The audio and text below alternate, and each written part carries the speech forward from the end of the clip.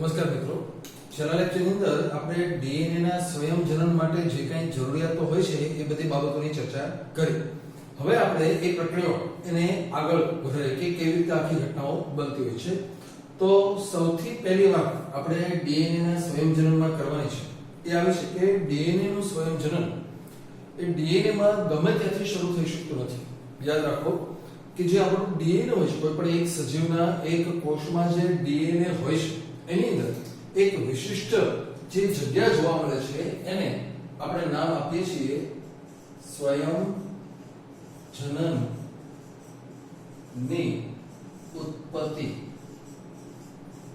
ટૂંકમાં એને આપણે ORI એવું ટૂંકું નામ આપીએ છીએ. ORI એટલે ઓરિજિન ઓફ રેપ્લિકેશન, સ્વયં જનનની ઉત્પત્તિ. યાદ રાખો. એક વાત આપણે ખાસ સમજી લેવી જોઈએ કે ડીએનએ માં ડીએનએ સિવાય બીજું કશું નથી. એટલે આપણા મનમાં એવી મિસઅન્ડરસ્ટેન્ડિંગ ન થવી જોઈએ કે ડીએનએ માં કોઈ એક વિશિષ્ટ પદાર્થ આવેલો છે, એવું નથી. ડીએનએ જે છે એ ડીએનએ એટલે એક ન્યુક્લિયોટાઇડ જે હોય છે, નાઇટ્રોજન બેઝ જુદા જુદા ધરાવતા જે ન્યુક્લિયોટાઇડ હોય છે એનો ક્રમ.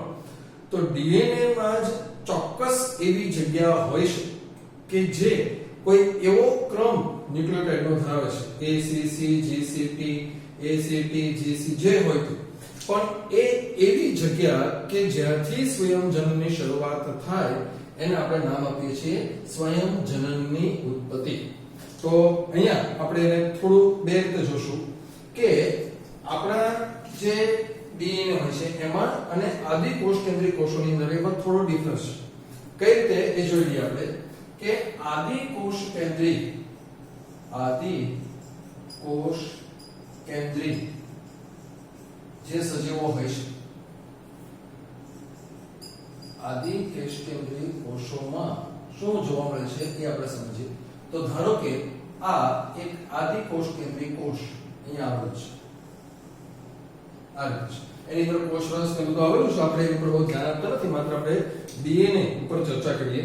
તો એનું જે જીનોમ છે, જે ડીએનએ છે એ આ રીતે છે. તો આ જે ડીએનએ હોય છે એની અંદર માત્ર એક જ એવી જગ્યા હોય છે અહીંયા કે જે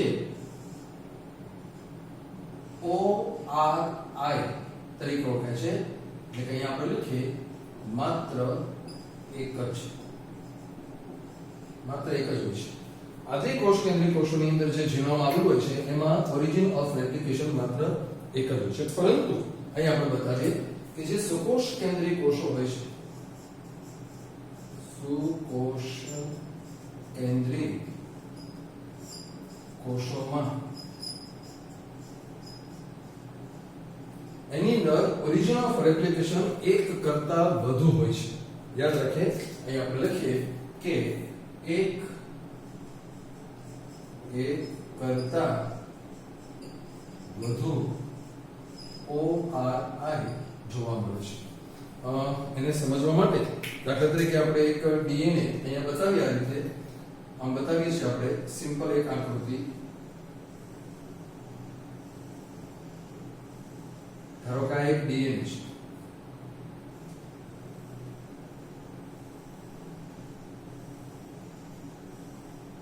આ ડીએનએ છે. તો શું થશે કે આ ડીએનએ ની અંદર અહીંયા આપણે જોઈએ કે આટલો એક ટુકડો,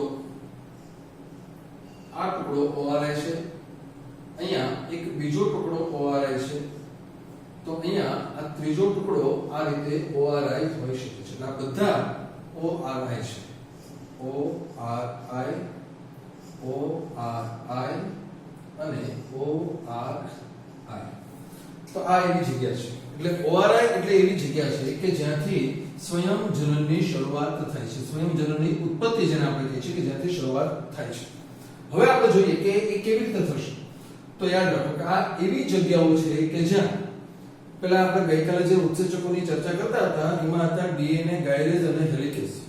તો આ જગ્યાઓ એવી છે કે જ્યાં ડીએનએ, ગાયરેઝ અને હેલિકેઝ ઉત્સેચકો જોડાય છે. ત્યાં ડીએનએ ગાયરેઝ અને હેલિકેઝ ઉત્સેચકો જોડાય છે. એટલે અહીંયા જોડાય છે, અહીંયા જોડાય અને અહીંયા જોડાય.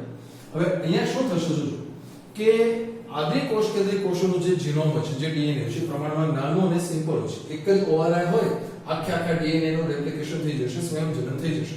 આપણે પ્રક્રિયા ભણવાની છે, પણ અહીંયા આપણે જોઈએ. પણ સુકોષ કેન્દ્રીય કોષોમાં બે વસ્તુ છે. એક તો ડીએનએ જટિલ વધુ છે અને લાંબુ વધુ છે. એટલે ઝડપથી પ્રક્રિયા કરવા માટે એક સાથે અહીંયાથી શરૂ થાય, ધારો કે અહીંયાથી અહીં આટલું કરવામાં 1 મિનિટ લાગે છે, આમાં 1 મિનિટ અને આમાં 1 મિનિટ. જો એક જ હોય તો અહીંથી 1 મિનિટ, આ બીજી મિનિટ અને આ ત્રીજી મિનિટ, 3 મિનિટમાં સ્વયંજનન પૂરું થાય. એક્ઝામ્પલ આપું છું. પરંતુ જો એક સાથે 3 જગ્યાએ શરૂ થાય તો 1 મિનિટમાં અહીંથી અહીંયા સુધી ડબલ થઈ જશે, એ જ મિનિટની અંદર અહીંથી અહીંયા અને એ જ મિનિટમાં અહીંથી, એટલે ટોટલ 1 મિનિટમાં પ્રક્રિયા પૂરી થઈ જશે. તમને યાદ આવવું જોઈએ અહીંયા પોલીઝોમ અથવા પોલીરિબોઝોમ. આપણે 11મા ધોરણની અંદર 8મા ચેપ્ટરમાં જ્યારે રિબોઝોમ વિશે ચર્ચા કરતા હતા ત્યારે પણ આવી એક સંકલ્પના હતી કે એક mRNA સાથે એક કરતા વધુ રિબોઝોમ જોડાતા હોય છે. એવી જ રીતે અહીંયા એક ડીએનએ ઉપર એક કરતા વધુ જગ્યાએ આ રીતે ઓરિજિન ઓફ રેપ્લિકેશન, યાદ રાખજો ફરી વખત, ઓરિજિન ઓફ રેપ્લિકેશન એ ડીએનએ નો જ એક ખંડ છે, ચોક્કસ ક્રમ કે જ્યાં આ ઉત્સેચકો જોડાય અને ડીએનએ ના સ્વયંજનનની શરૂઆત કરતા હોય છે. હવે આપણે જોઈએ કે અહીંયા આ ઉત્સેચકો જોડાયા પછી શું થશે. તો જેટલા ભાગમાં જોડાય છે, જેટલા ભાગમાં એ પ્રક્રિયા કરે છે, એટલા ભાગમાં ગઈકાલે આપણે એની કાર્ય પદ્ધતિ સમજાતા કે આ બંને ઉત્સેચકોનું કાર્ય છે એ ડીએનએ ના વળને ખોલવાનું અને એને ખુલ્લા રાખવાનું, પાછા જોડાઈ ન જાય એ જોવાનું. પરિણામ એવું આવે છે કે આની પ્રક્રિયા ઉત્સેચકો છે એ ડીએનએ ઉપર કામ કરે ત્યારે કેવી પરિસ્થિતિ સર્જાશે એ આપણે અહીંયા સમજી લઈએ. તો ખાસ અહીંયા સમજવાનું છે કે ધારો કે આટલો ટુકડો ખુલ્લો પડ્યો છે ડીએનએ નો, આ બે શૃંખલાઓ છૂટી પડી, આગળનો ભાગ હજુ આમ જોડાયેલો છે, આ રીતે આમ છે. આ પહેલા ટુકડાની વાત કરીશું. બીજો ટુકડો અહીંથી છે તો અહીંથી આ પાછું ખુલ્લું પડી ગયું છે, પણ એની આગળનો જે ભાગ છે એ હજુ જોડાયેલો છે. ફરી પાછું આને કારણે અહીંથી આટલું ખુલ્લું પડી ગયું છે અને બાકીનો ભાગ જે છે એ હજુ જોડાયેલો છે. તો તમે જુઓ છો કે ડીએનએ માં વચ્ચે વચ્ચે આવા ખુલ્લા ભાગો થાય છે. ઉત્સેચક અહીંયા પહોંચી ગયો છે, એટલે આપણે દાખલા તરીકે અહીંયા આ ડીએનએ ગાયરેઝ અને હેલિકેઝ આ ઉત્સેચકો એને આપણે આવા બ્લેક કલરના ડોટ તરીકે બતાવ્યા, બ્લેક ડોટ. તો પહેલા શરૂઆતમાં બ્લેક ડોટ અહીંયા જોડાય છે, આ ઉત્સેચક છે, અહીંયા આ ઉત્સેચક છે અને અહીંયા આ ઉત્સેચક છે, આમ છે. પરિણામ એવું આવે છે એ ઉત્સેચકો અહીંયા બ્લેક કલરના જે ટપકા આપણે દોર્યા છે એ ગાયરેઝ અને હેલિકેઝ ઉત્સેચકો છે. તો અત્યારે એ ગાયરેઝ ઉત્સેચક અહીંયા પહોંચી ગયો છે, આ ગાયરેઝ ઉત્સેચક અહીંયા પહોંચી ગયો છે અને આ ગાયરેઝ ઉત્સેચક અહીંયા પહોંચી ગયો છે. ખાસ યાદ રાખો જેટલા, કારણ કે અહીંથી આગળ વધે, જેમ જેમ આગળ વધતા જાય છે એમ એમ એ ડીએનએ ની બે શૃંખલાઓને છૂટી પાડતા જાય છે, આગળનો ભાગ હજુ જોડાયેલો છે. તો અહીંયા એવું થશે કે આ જે ખુલ્લા થયેલા ભાગો જોવા મળે છે એને કહેવામાં આવે છે, ખાસ એનું નામ યાદ રાખીએ, એને કહેવામાં આવે છે રેપ્લિકેશન બબલ.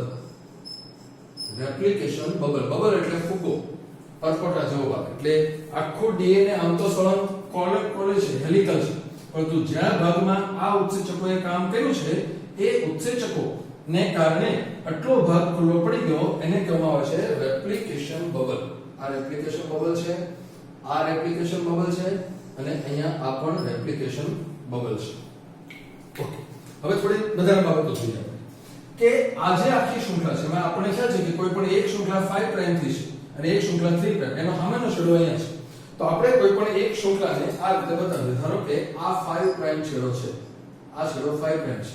તો એ જે શૃંખલા છે આમ છે, આ 5 પ્રાઇમ અહીંથી આમ આગળ વધે છે, અહીંથી આમ આગળ વધે છે, આ રીતે કરીને અહીંયા આ છેડો 3 પ્રાઇમ છેડો આમ છે. તો સામેની શૃંખલા એ 3 પ્રાઇમ છે અહીંયા, તો એનો આ છેડો એ 5 પ્રાઇમ હોય છે. હવે ગઈકાલની વાત પછી આપણે જોયું કે નવી શૃંખલા હંમેશા 5 થી 3 ની દિશામાં બને છે. નવી શૃંખલા હંમેશા 5 થી 3 માં બને. સ્વાભાવિક છે કે કોઈ શૃંખલા 5 થી 3 માં કેમ બને?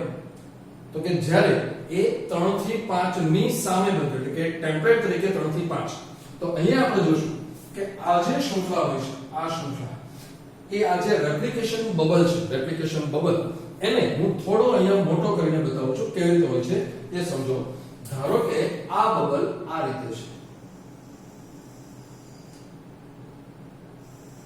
આ છે રેપ્લિકેશન બબલ અહીંયા આ છેડો છે એ 5 પ્રાઇમ છે તો એની સામે આ 3 પ્રાઇમ છેડો છે તો અહીંયા આ જે ટુકડો છે એની સામે આ 3 પ્રાઇમ ની સામે અહીંયા 5 પ્રાઇમ છે અને અહીંયા આ 3 પ્રાઇમ છે તો હવે આપણે શું જોશું કે જે નવી શૃંખલા હોય છે એ શૃંખલા હંમેશા 3 થી 5 ની દિશામાં બને છે 3 થી 5 પરિણામ એવું આવે છે કે એની સામે બને છે એટલે કે નવી શૃંખલાની દિશા 5 થી 3 છે એ બને છે કોની સામે 3 થી 5 એટલે મૂળ શૃંખલા જે 3 થી 5 હોય છે એની સામે એક શૃંખલા અહીંયા આમ બનવાનું શરૂ થઈ જાય છે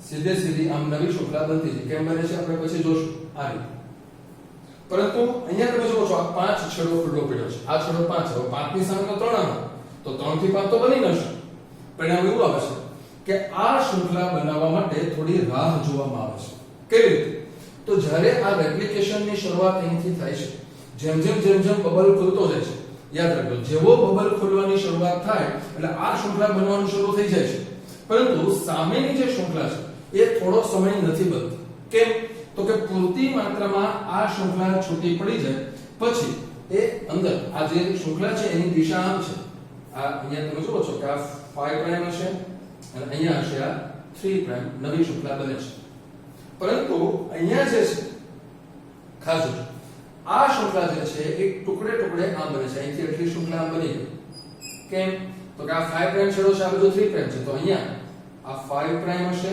અને આ હશે 3 પ્રાઇમ થોડું ખુલ્લું હજી ફરી પાછું થોડું ખુલી જાય પછી પાછી આ રીતે બને છે આ રીતે તો અહીંયા આ 5 પ્રાઇમ હશે અને અહીંયા આ બાજુ આ 3 પ્રાઇમ હશે આવી રીતે ટુકડે ટુકડે બને છે ફરી વખત સમજાવું છું જેવા આ વળ ખોલવાની શરૂઆત થઈ છે ત્યારે જે શૃંખલા 3 થી 5 ની દિશામાં ખુલી છે એની સામે આ શૃંખલા 5 થી 3 કન્ટિન્યુ બનવાની શરૂ થઈ જાય છે પરંતુ જે છેડો 5 વાળો ખુલ્લો પડ્યો છે ત્યાં એની સામે નવું ન જોડાઈ શકે કારણ કે નવી શૃંખલા તો માત્ર 5 થી 3 માં જ બને છે પરિણામે આ થોડી ખુલ્લી જાય એટલે રાહ જોવામાં આવે છે થોડી વાર પછી અંદરથી આમ આવે છે આ શૃંખલા અહીંથી આમ બને છે આ શૃંખલા આમથી બને છે એટલે કે આ નાના નાના ટુકડાઓ બને છે અને પછી એ ટુકડાઓ આગળ જતા જોડાય છે આપણે ગઈકાલે એક નામ લીધું હતું ઓકાઝાકી ટુકડાઓ એ ટુકડાઓ અહીંયા બને છે તો આવી રીતે જ્યારે થાય છે ત્યારે યાદ રાખીએ આપણે કે અહીંયા જે શૃંખલા બની છે આ શૃંખલા એને અગ્રેસર શૃંખલા કહેવામાં આવે છે અગ્રેસર કારણ કે પહેલેથી બનવાની શરૂઆત થાય છે પણ જે ટુકડે ટુકડે બને છે એને વિલંબિત શૃંખલા કહેવામાં આવે છે વિલંબિત શૃંખલા એટલે કે જેને બનવામાં રાહ જોવી પડે છે હવે આપણે એ આખી પ્રક્રિયા એની ડિટેલ ચર્ચા કરીએ તો હું અહીંયા જે બતાવું છું એ પહેલેથી આ રેપ્લિકેશન બબલ એટલે ખુલ્લા થયેલા જે ભાગો છે એની જ ચર્ચા આપણે વારાફરતી કરીએ તો ધારો કે વળ ખુલેલા જે હોય છે એ ઓરિજિનલ આ રીતે શૃંખલા છે આ શૃંખલા આ ઓરિજિનલ છે એ આપણે બતાવીએ તો આ બધા નાઇટ્રોજન બેઝના પગથિયા છે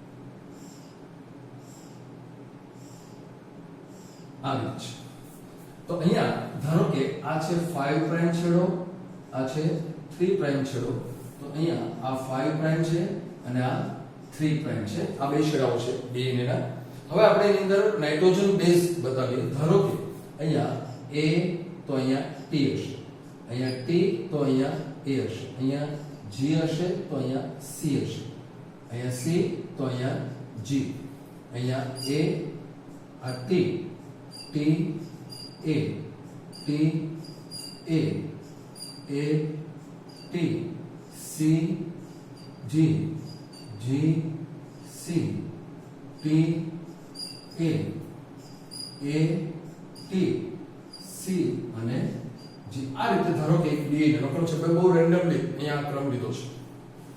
શું થશે એ હવે સમજો. તો જે ડીએનએ ગાયરેઝ અને હેલિકેઝ ઉત્સેચકો આપણે બતાવ્યા છે એ સૌથી પહેલા અહીંયા જોડાય છે. આ શૃંખલા અહીંયા જોડાય. આ છે ડી બ્લેક કલરનો ટુકડો આપણે જે બતાવ્યો છે ડીએનએ ગાયરેઝ અને હેલિકેઝ. તો એની મદદ વડે પેલા હાઇડ્રોજન બંધને બધું ખુલે છે.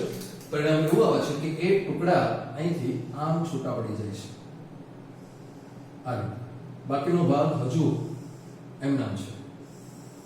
આ રીતે અહીંયાથી આમ છૂટા પડી ગયા છે. એનો અર્થ એવો થાય કે હેલિકેઝ ઉત્સેચક અત્યારે અહીંયા પહોંચી ગયો છે. શરૂઆત અહીંથી કરી હતી, હવે અહીંયા છે. ધારી લીધી કે અહીંયા જે નાઇટ્રોજન બેઝના ક્રમ છૂટા પડ્યા છે એ આ રીતે છે.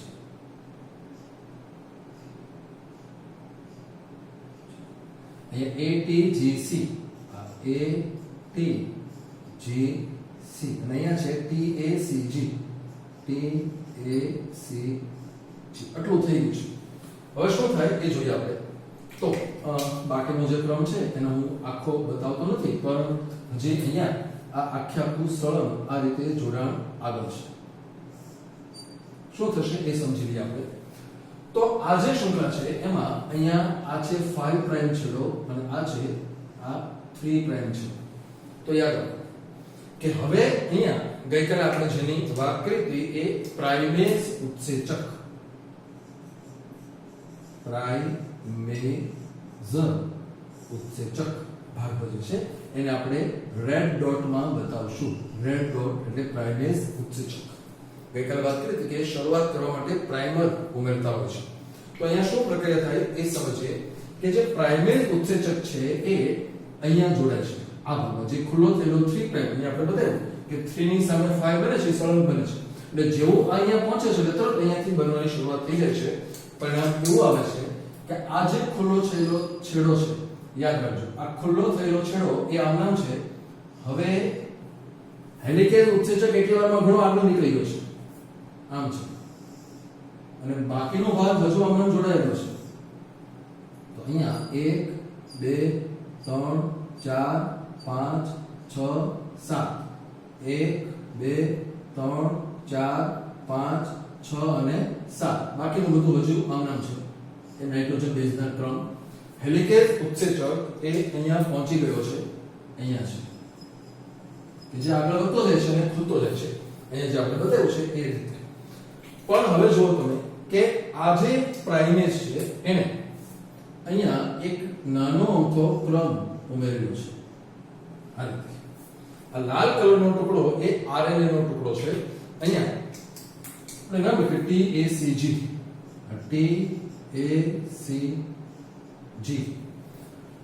હજી TACG આગળ ખુલી ગયું છે, હજી 4.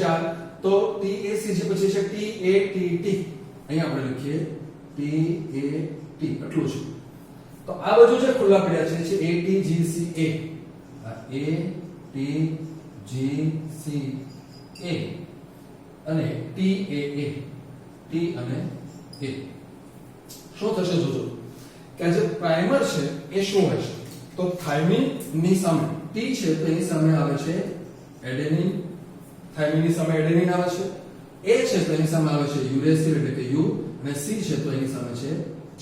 આપણને ખ્યાલ છે કે DNA માં તો યુરેસિલ હોતો નથી, પરંતુ અહીંયા જોડાય છે, યાદ રાખો. પછી એ નીકળી જશે, એની સામે યોગ્ય નાઇટ્રોજન બેઝ વાળા ન્યુક્લિયોટાઇડ આવી જશે, પણ અત્યારે શરૂઆતમાં તો આ હોય છે. એટલું જ નહીં, પણ એની હારોહાર અહીંયા કામ કરે છે આ ઉત્સેચક જેનું નામ છે DNA પોલિમરેઝ. DNA પોલિમરેઝ, ખાસ કરીને પોલિમરેઝ નંબર 3 હોય છે, DNA પોલિમરેઝ 3. અને DNA પોલિમરેઝ 3 અહીંથી આ આખી સળંગ શૃંખલા આમ બનાવવાનું શરૂ કરી દે છે. આ રીતે આમ બનાવે છે. એટલે એની સામે જે જરૂરી હોય એવા ન્યુક્લિયોટાઇડ અહીંયા ઉમેરે છે. હું લખતો નથી કારણ કે અહીંયા બધું કોન્જેસ્ટેડ થઈ જશે, પણ આ હોય છે. આ શૃંખલા ઉપર આ બધી પ્રક્રિયા છે, પણ હજુ અહીંયા એવી કોઈ પ્રક્રિયા થઈ નથી, કારણ કે અહીંયા જે છૂટી પડેલી શૃંખલા છે એ 5 છે. તો 5 ની સામે તો 3 આવે અને એ શક્ય નથી. એની વાત આપણે હવે અહીંયા બતાવીશું. તો કે જેમ જેમ હેલિકેજ ઉત્સેચક આગળ વધતો જાય છે એમ આ ભાગ જે ખુલ્લા પડેલા ભાગ છે મોટા થતા જાય છે. અહીં આપણે બતાવીએ કે આ જે ખુલ્લા પડેલા જે ભાગો હોય છે એને રેપ્લિકેશન ફોર્ક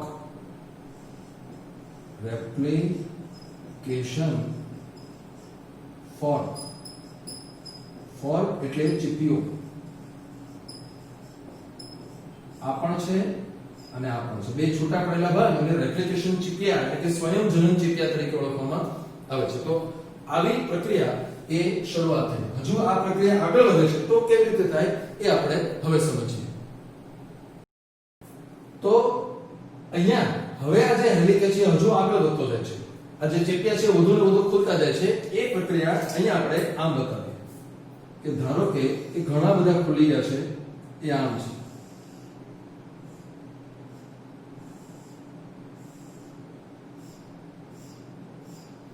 એટલે કે હવે જે હેલિકેજ ઉત્સેચક જે હતો એ અહીંયા છે. તો આ બધું જે છૂટા પડેલા ભાગો છે એ આમ છે.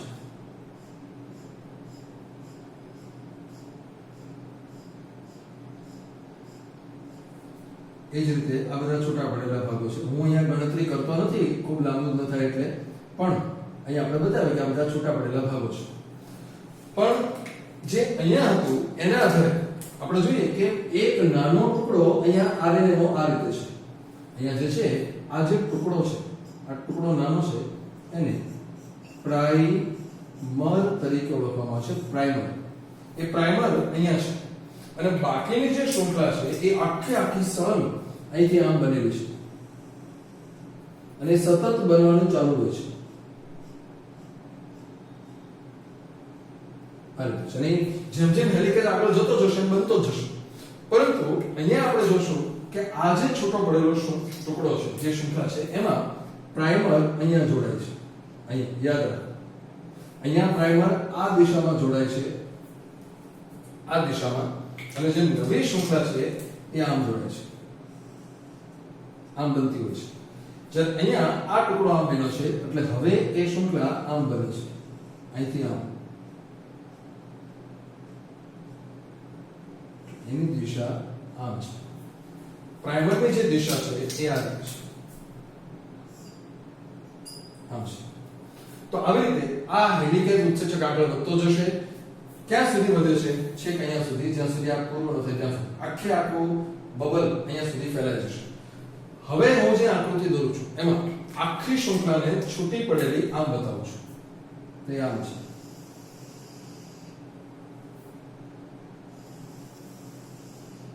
આખો જે ટુકડો છે, આખો ટુકડો છૂટો પડી ગયો છે. 5 પ્રાઇમ છેડો છે એ અહીંયા છે, અહીંયા આ 3 પ્રાઇમ છેડો છે, અહીંયા આ 5 પ્રાઇમ છેડો છે અને આ 3 પ્રાઇમ છેડો છે. અહીંયા જે શૃંખલા છે એ આમ છે, આ પ્રાઇમર છે એ અહીંયા જોડો. જ્યારે અહીંયા એવા ઘણા બધા પ્રાઇમર આમ હશે. એક પ્રાઇમર, આ બીજો પ્રાઇમર અને આ ત્રીજો પ્રાઇમર. કારણ કે જેમ જેમ આ ખુલતો જશે એમ નવા પ્રાઇમર ઉમેરતા જશે અંદરથી બહાર. હા, અહીંયા જે શૃંખલા છે એ આમ છે. અહીંથી આ શૃંખલા એની સામે સળંગ બનેલી છે. હા, જ્યારે અહીંયા આ શૃંખલા આમ બનેલી છે, અહીંથી આ શૃંખલા આમ બનેલી છે અને અહીંથી આ શૃંખલા આમ બનેલી છે. ખાસ સમજો, આ આખી શૃંખલા સળંગ બની છે. જ્યારે અહીંયા જે શૃંખલા છે એ તૂટક બની છે અને તૂટક શૃંખલા પણ કહેવાય છે. અને જે લખો ને વિલંબિત, એ અથવા એને તૂટક શૃંખલા પણ કહેવામાં આવે છે. અને આ જે છે એને સતત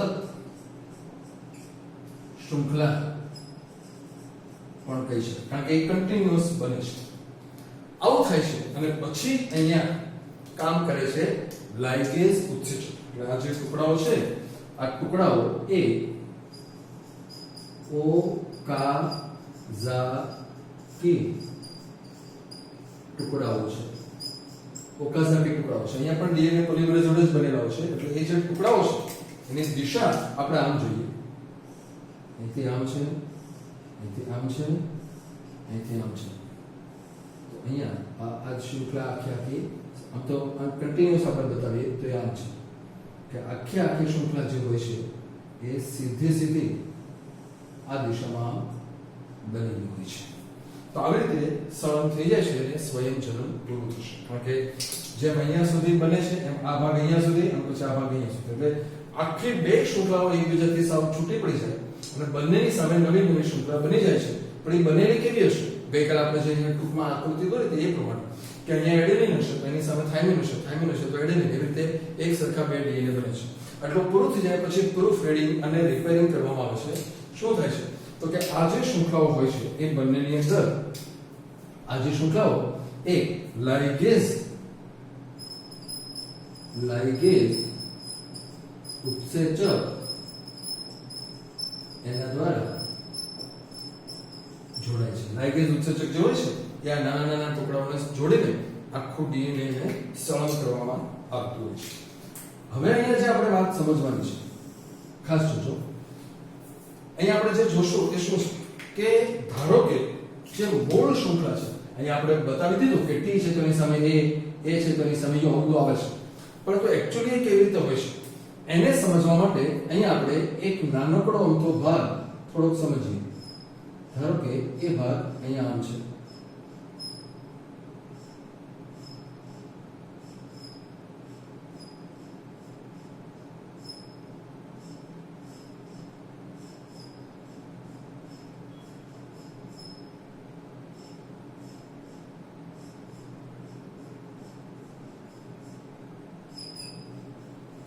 P છે, અહીંયા આ P છે, અહીંયા આ P છે અને અહીંયા આ P છે.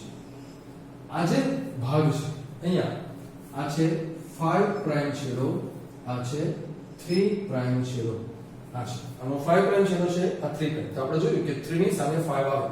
હવે શું થશે એ ખાસ જોજો કે સૌથી પહેલા ધારો કે અહીંયા આપણે બતાવીએ કે આ જે ન્યુક્લિયોટાઇડ છે T વાળો ન્યુક્લિયોટાઇડ છે, ધારો T ધરાવે છે તો T ની સામે A જોડાય તો કોષ રસમાંથી જે એડેનિન ધરાવતો ન્યુક્લિયોટાઇડ હોય છે એને અહીંયા આમ જોડવામાં આવે છે. એડેનિન ધરાવતો ન્યુક્લિયોટાઇડ અહીંયા આમ આવે છે.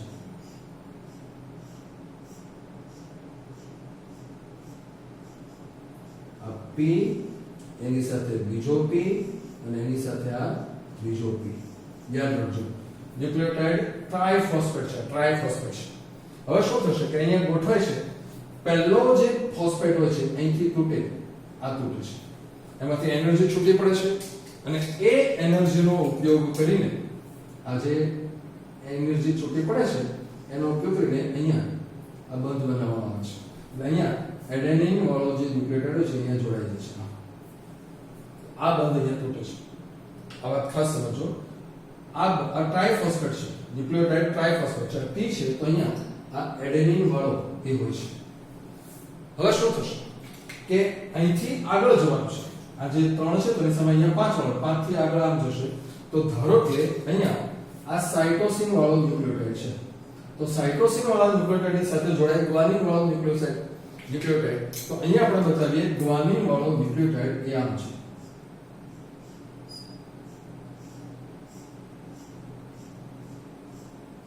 આ P, આ P અને આ પણ P. હવે શું થશે ખાસ જોજો કે જેમ અહીંયા થયું તો એમ છેલ્લો બંધ તૂટે ને અહીંયા બંધ બનશે, પણ પછીનો જે બંધ છે આ જે બંધ છે આ તૂટી જશે અને એને કારણે આ જે છે એ આ આગળના જે બંધ હોય છે એ એના માટેની ઊર્જા અહીંયા પૂરી પાડે છે. એટલે વારા ફરતે આ બે બંધ તૂટી જશે અને આખું કન્ટિન્યુઅસ બનતું જશે. આ બધા ફોસ્ફેટ નીકળતા જશે. અહીંયા આકૃતિમાં બહુ વધારે જગ્યા નથી એટલું આખી પ્રોસેસ આમથી પણ આપણે અભ્યાસક્રમમાં પણ નથી અત્યારે.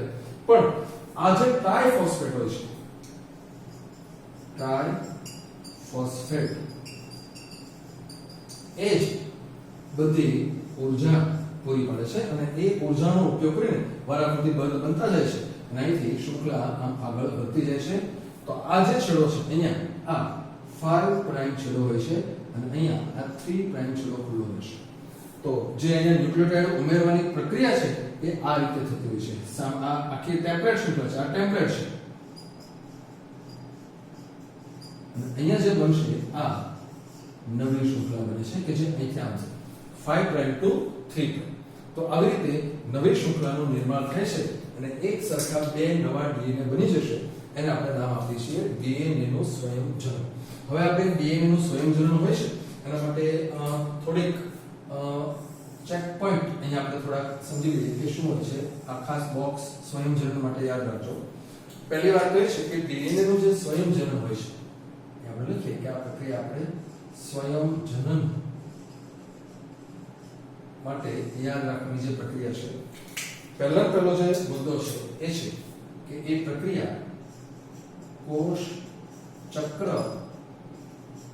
ના S તબક્કામાં થાય છે. કોષ ચક્રનો જે S તબક્કો હોય છે ત્યારે થાય છે. અને બીજી બાબત જે આપણે સંયોજન માટે યાદ રાખવાની છે એ છે એક સાથે કોષના સમગ્ર જનીન દ્રવ્ય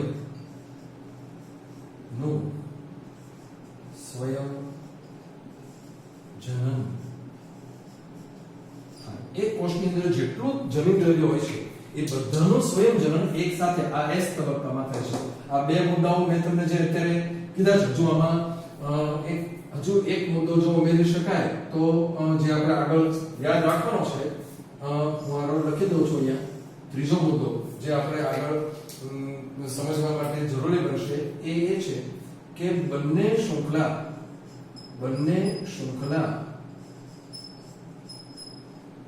ટેમ્પલેટ તરીકે વર્તે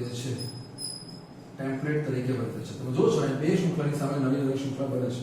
આ ત્રણ મુદ્દા મેં તમને એટલા માટે અલગથી તાલીમને સમજાવ્યા છે કારણ કે આગળ ઉપર આપણે એક એવી પ્રક્રિયા ભણવાના છે કે જે લાગશે આ પ્રક્રિયા જેવી છે, ડીએનએ ના સ્વયંજનન જેવી જ લાગશે, પરંતુ એ પ્રક્રિયા કેટલાક મુદ્દાઓમાં સ્વયંજનનથી જુદી પડશે. એના માટે મેં તમને આ વસ્તુ સમજાવીશ કારણ કે આ વસ્તુની ચર્ચા આપણે આગળ પણ કરશું જ્યારે આપણે પ્રત્યાંકન વિશે ભણીશું.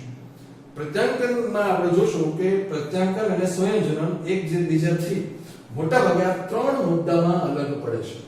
એ ત્રણ મુદ્દામાં કેમ અલગ પડે છે એનું કમ્પેરિઝન આપણે નેક્સ્ટ લેક્ચરમાં કરશું જ્યારે આપણે પ્રત્યાંકન ભણીશું. અત્યારે આપણે એટલું જોઈએ કે આ ત્રણ બાબતો એવી છે જે સ્વયંજનન માટે પ્રત્યાંકનથી જુદી પડી છે. પહેલી વાત કે આખા જે કોષ હોય છે, કોઈ પણ કોષ, એ કોષ પોતાના જે તે સમયે S તબક્કામાં હોય, કોષ વિભાજનની શરૂઆત થાય ત્યારે S તબક્કામાં સ્વયંજનન થાય છે. બીજી બાબત, કોષમાં જેટલું જનીન દ્રવ્ય હોય એનું એક સાથે જ આ તબક્કામાં થઈ જાય છે. અને ત્રીજું કે સ્વયંજનન દરમિયાન બે શૃંખલાઓ ટેમ્પલેટ તરીકે વર્તે છે. તો આ રીતે આખી સ્વયંજનનની પ્રક્રિયા પૂરી થાય છે. જોવાની વાત એ છે કે હજુ સુધી આપણે સ્વયંજનન માટે બહુ એટલી બધી વધારે ડિટેલમાં જાણકારી પ્રાપ્ત એટલું બધું નથી, પૂરેપૂરું સમજી શક્યા નથી. અહીંયા એક વાત આપણે જોઈ લઈએ કે જ્યારે આ બધી શૃંખલાઓ બનતી હોય છે ત્યારે ગઈકાલે જેની વાત કરી ને એમાં SSB અહીંયા આપણે બતાવીએ કે આ બધા જે ભાગો હોય છે ત્યાં કેટલાક પ્રોટીન જોડાતા હોય છે જેને આપણે SSB તરીકે ઓળખીએ છીએ. ગઈકાલે આપણે વાત કરી હતી સિંગલ સ્ટ્રેન્ડ બાઇન્ડિંગ પ્રોટીન. એ એવા છે કે જે ડીએનએ ની જે છૂટી પડેલી શૃંખલાઓ હોય છે એને ફરી પાછી ભેગી થતી અટકાવે છે. એટલે આવી રીતે આખું સ્વયંજનન અહીંથી આમ શરૂ થાય છે અને આ દિશામાં આગળ વધતા અંતે બે શૃંખલાઓ છૂટી પડી જાય છે, જોડાઈ જાય છે અને ડીએનએ ના બે અણુઓ તૈયાર થઈ જતા હોય છે. તો આવી રીતે ડીએનએ નું સંયોજન પૂર્ણ થાય છે. બોર્ડ ઉપર આપણે જે કંઈ વર્ક કર્યું છે એની એક પીડીએફ કોપી તમે લેક્ચરના ડિસ્ક્રિપ્શનમાં નીચે જે લિંક આપેલી છે એના પરથી ડાઉનલોડ કરી શકો છો.